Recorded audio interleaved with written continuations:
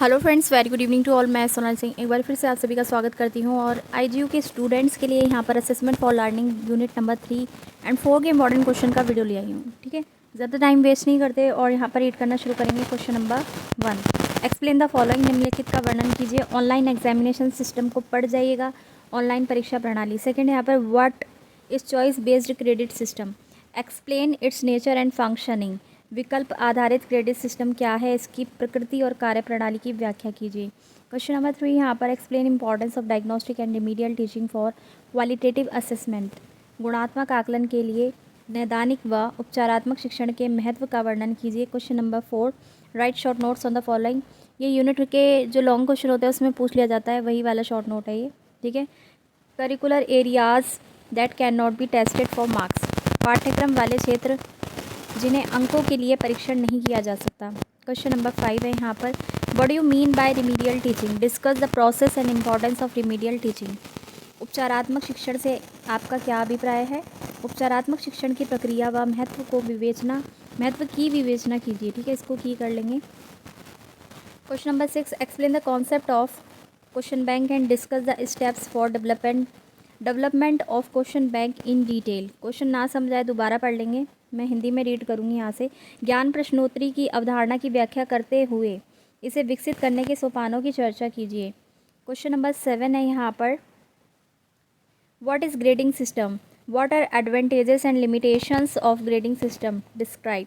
Grading प्रणाली से क्या अभिप्राय है। ग्रेडिंग प्रणाली के लाभ एवं सीमाएं कौन सी हैं, वर्णन कीजिए। ठीक है, ये था आपका 7।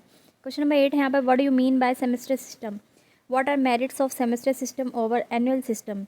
सेमेस्टर प्रणाली क्या है। सेमेस्टर प्रणाली के वार्षिक परीक्षा की तुलना में क्या लाभ हैं। ठीक है, क्वेश्चन नंबर 9 यहाँ पर देखिए, क्वेश्चन बहुत ज़्यादा आपको दिख रहे हैं तो घबराइए मत। 10 क्वेश्चन अगर मैं एक यूनिट के बता रही हूँ उसमें से कम भी 6 कर जाइए, कम से कम सारे कर सकते हैं तो। और अभी तक आपने काफ़ी कुछ पढ़ लिया होगा तो इतना टेंशन लेने की ज़रूरत नहीं है। क्वेश्चन नंबर 9 रीड करेंगे। Differentiate between grading system and credit based system. Also write down the importance of grading system and advantages of credit based system. Grading प्रणाली तथा क्रेडिट आधारित प्रणाली में अंतर स्पष्ट कीजिए। मूल्यांकन प्रणाली में ग्रेडिंग का महत्व तथा क्रेडिट आधारित प्रणाली के लाभ भी स्पष्ट कीजिए। ठीक है, अगर आपने वीडियो को यहाँ तक देख लिया है चैनल को सब्सक्राइब कर लीजिए। क्वेश्चन नंबर 10 यूनिट नंबर 3 का last question, right notes on the following. पहला है फ्लैक्सिबिलिटी इन एग्जामिनेशन, परीक्षा में लचीलापन। बी है using of ICT for innovation in examination. ठीक है, एक है एडमिनिस्ट्रेशन एंड एग्जीक्यूशन, परीक्षा संचालन व क्रियान्वयन में नवाचार के लिए आईसीटी का प्रयोग। ऐसा समझ, ये थे आपके 10 क्वेश्चन। फिर से दिखा दे रही हूँ यूनिट नंबर 3 के, इनको तैयार कर लेना अगर नहीं किया है तो। अगर कर लिया तो बहुत अच्छी बात है। 10 में से 6 तो बिल्कुल करके जाइएगा, बीच बीच में से एक आध छोड़ देंगे अगर आपसे नहीं हो रहा है तो ही। इस टाइम पे ये वीडियो लाने का मेरा मकसद यही है कि आपको थोड़ा सा आइडिया हो जाए कि क्वेश्चन पेपर जब आपके हाथ में आएगा तो उसमें कैसे क्वेश्चन दिखेंगे। ठीक है, चलिए unit 4 question number 1, write short notes on the following scales of measurement. B है, what do you mean by measures of variability. Explain the issues of mode taking up suitable examples. परिवर्तनशीलता के उपायों से आपका क्या अभिप्राय है। उपयुक्त उदाहरण देते हुए बहुलांक के उपयोग के बारे में बताइए। क्वेश्चन नंबर 2 का 1 है, right meaning and importance of statistics in educational assessment. शैक्षिक आकलन में सांख्यिकी के अर्थ व महत्व को लिखिए। सेकेंड है, एक्सप्लेन मेजर्स ऑफ वेरिएबिलिटी, परिवर्तनशीलता के उपायों का वर्णन कीजिए। क्वेश्चन नंबर 3 है यहाँ पर, calculate mean median from the given data. निम्नलिखित आंकड़ों से मध्यमान व माध्यिका की गणना कीजिए। यहाँ पर आपको एक डाटा दे रखा है, क्लास इंटरवल, ठीक है, और फ्रीक्वेंसी। फॉर्मूला लगाएंगे और अपना आंसर निकालेंगे। ठीक है, एन दे रखा है 40। एक क्वेश्चन आपका बनेगा इस यूनिट में थ्योरी वाला, एक बनेगा कैलकुलेशन वाला, तो ध्यान रखिएगा जो आपको अच्छे से आता है वो आप अटैम्प्ट करें। क्वेश्चन नंबर 4 देख लेते हैं, find coefficient of correlation of the following data using rank difference method. Also interpret the result. Rank अंतर विधि का उपयोग करके निम्नलिखित डाटा के सहसंबंध का गुणांक ज्ञात करें। परिणाम की व्याख्या भी करें। सीरियल नंबर आपको दे रखा है, मार्क्स इन हिस्ट्री और marks in mathematics. Question number 5 है यहाँ पर, find out the correlation of the given data. ठीक है, scores in English and mathematics with the help of rank difference method give interpretation.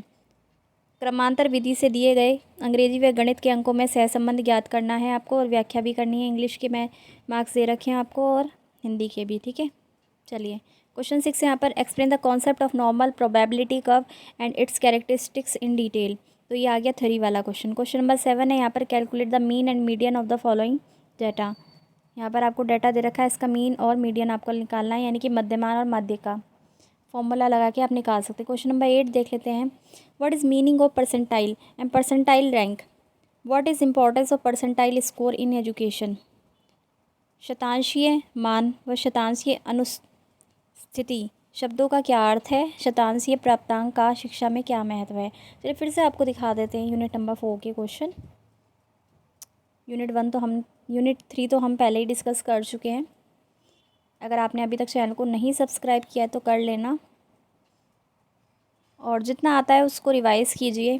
थोड़ा बहुत एक्स्ट्रा यहाँ से आप देख के पढ़ सकते हैं। किताबों में ज़्यादा आपको दिमाग लगाने की ज़रूरत इस टाइम पे तो नहीं है, ठीक है।